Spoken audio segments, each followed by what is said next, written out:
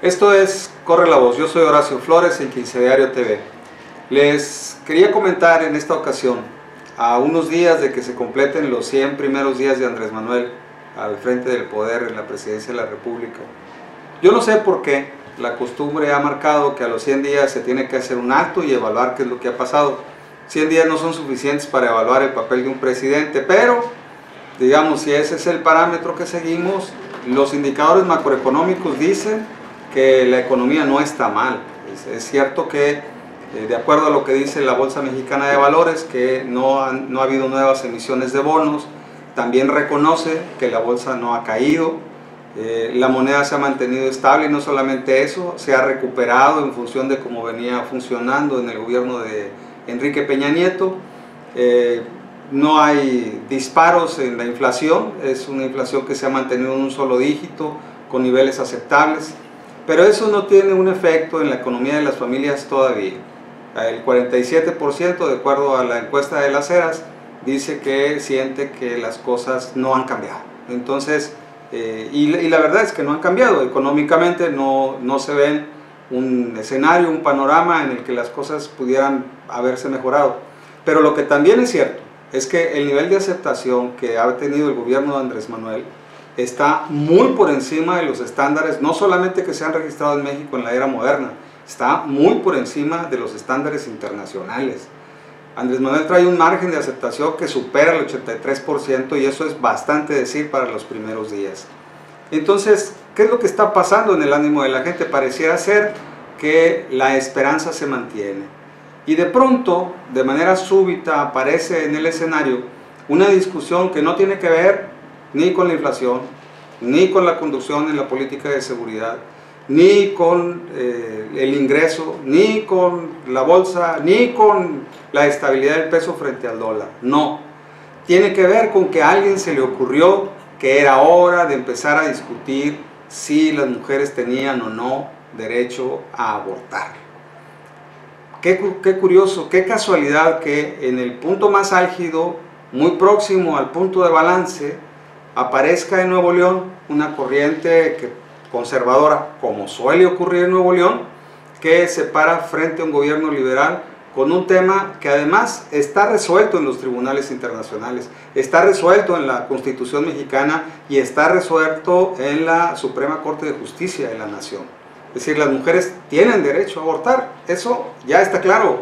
Y seguramente con la controversia constitucional que habrá de presentarse luego de la aprobación de esta ley que criminaliza a las mujeres en el pleno ejercicio de sus derechos, se va a echar para atrás y no tiene vuelta de hoja. La discusión ahí se debería determinar si es que vivimos en un Estado de Derecho, si es que estamos dispuestos todos a asumir ese Estado de Derecho.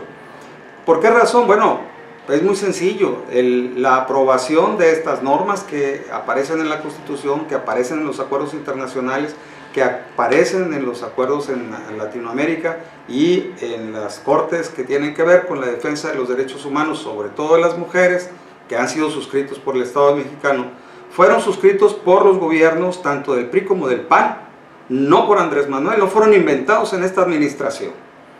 ¿Por qué aparece esta discusión? ¿Por qué la plantean además tardíamente los diputados de Nuevo León, los diputados del PAN de Nuevo León?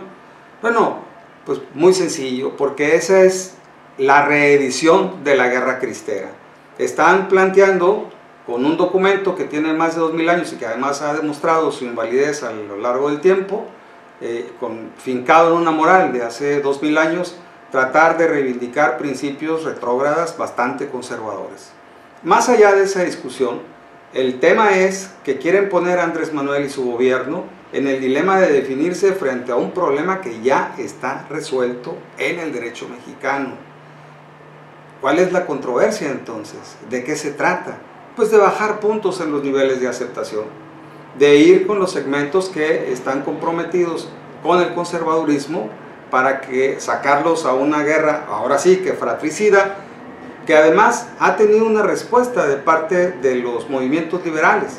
Las mujeres defensoras del feminismo y sus derechos han salido a la calle enardecidas, les han echado ahora sí que un montón, pero yo diría, ¿y para qué? Si eso está resuelto por la vía del derecho.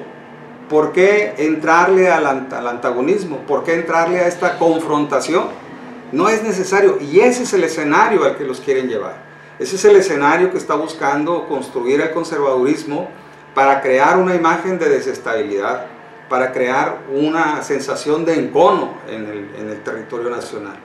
Y la verdad es que lo que sí tenemos que enfrentar es la inseguridad. Lo que sí tenemos que enfrentar es la creación de fuentes de empleo. Lo que sí tenemos que enfrentar es la atención a los jóvenes.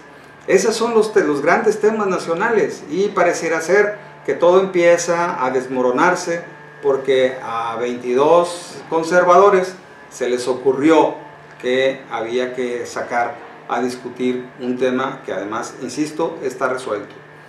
Otro aspecto, un filón que tiene gran relevancia, es que diputados de Morena votaron a favor de esta modificación legal, lo cual no es extraño. Son diputados que vienen de comunidades religiosas de hace muchos años y están comprometidos con una ideología conservadora. Su afiliación o su vínculo con Morena tenía que ver con el hartazgo que en todo el país había alrededor de la corrupción.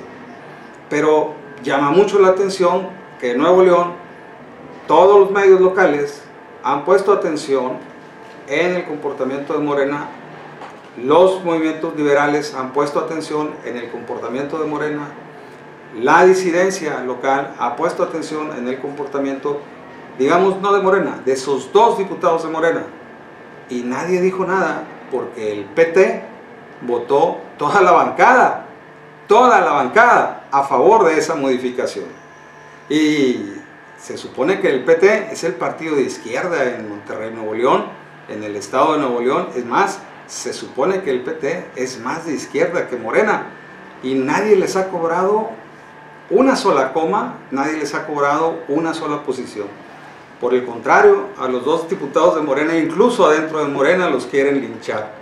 Hay militantes de Morena que se han ganchado de esta provocación y pareciera ser que se empieza a crear un ambiente de una confrontación que el país no necesita en estos momentos. Les doy un dato.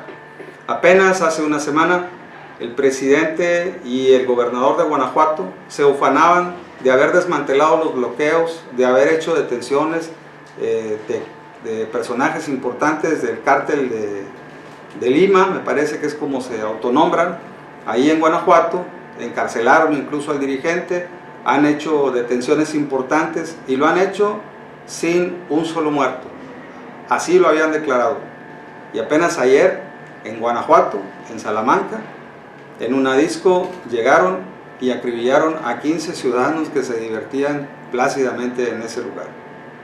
O sea, la respuesta del crimen organizado es de retar al Estado mexicano, es retar a todas sus instituciones de seguridad. Esos son temas importantes, esos son temas que sí afectan la seguridad, la estabilidad del Estado nacional y que tienen que ver con si las inversiones llegan o no llegan a nuestro país. Hay de aquellos que se quieran seguir ganchando de los anzuelos que les lanza la derecha, que en una infantil posición quieren mantenerse en una discusión que no tiene ni siquiera por qué darse. Hoy el país está llamado a tareas mayores y el pueblo de México tiene una responsabilidad frente a sí mismo, es responder a su propio futuro. Esto ha sido Corre la Voz. Tengan ustedes una buena semana.